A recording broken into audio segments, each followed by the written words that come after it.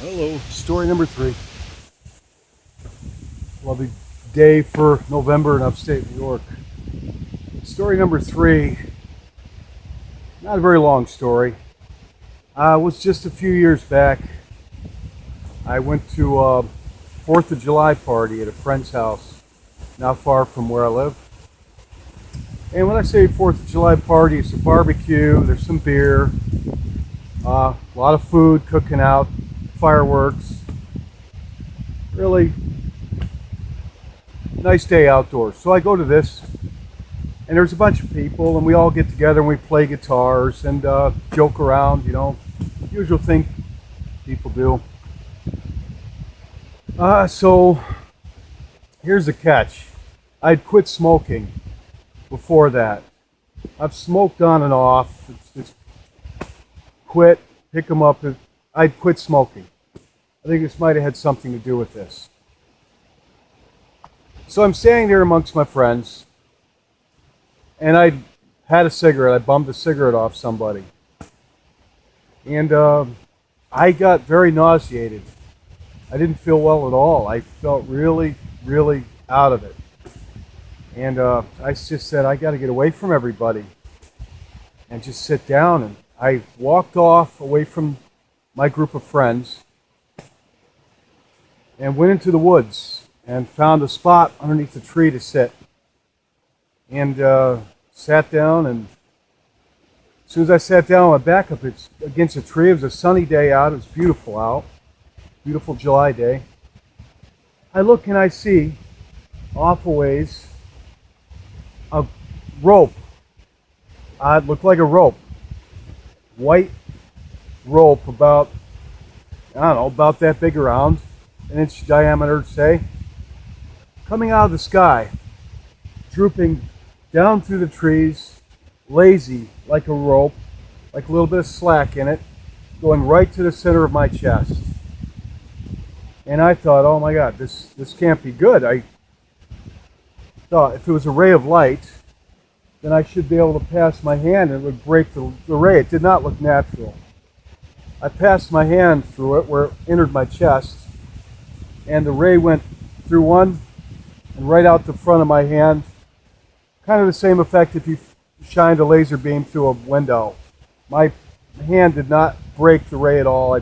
So I'm sitting there with my back against a tree with this rope that went out about 50 feet and up into the sky through the trees, drooping lazily with slack in it, not a straight line at all, right into my chest.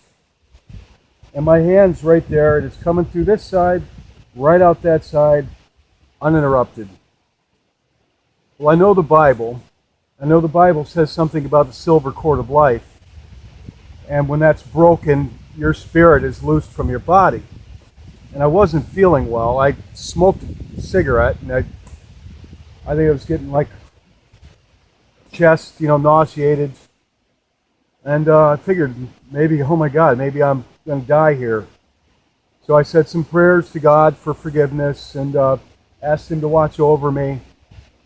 And the cord was still there. And I will describe the cord again. It came down through the trees. I couldn't see it, just went straight up into the sky through the trees, about 50 feet off. Had some lazy slack in it and up and right into my chest. And I closed my eyes and I relaxed. And I felt at peace. And when I woke up, I felt completely better and the cord was gone. And that's pretty much the story, but the point of this is, I didn't memorize the verse, but I knew of it. And it's in Ecclesiastes 12, verse 6 through 7. Remember your Creator before the silver cord is loosed, or the golden bowl is broken, or the pitcher shattered at the fountain, or the wheel broken at the well. Then the dust shall return to the earth as it was, and the spirit will return to God who gave it. And I am certain that that's what they refer to in Ecclesiastes 12, 6, 7, is the silver cord of life. When it's broken, then your spirit is severed, maybe like in a spiritual umbilical cord. I looked it up on, did an internet search of it, and I actually found it is fairly rare, but there are other people with similar experiences, and all of them were kind of near-death experiences, similar to mine. They weren't feeling well, or they. Now, the point being that lesson I learned from this was that some things in the Bible that you think are metaphorical aren't. There really is a silver cord attached, I believe, and I saw it. So you can take that for what it's worth. But some things in the Bible are literally meant, not metaphorical. And I know in the world we live in here, it's, well, yeah, that can't possibly be. It sounds like science fiction. Well, it's not. It's not. And you'll have to take my word on that. So that's story 3. Make of it what you want. I call it the silver cord of life. Thank you. Stay tuned for number 4. Got quite a few more. If you have stories, share them. Have a good day.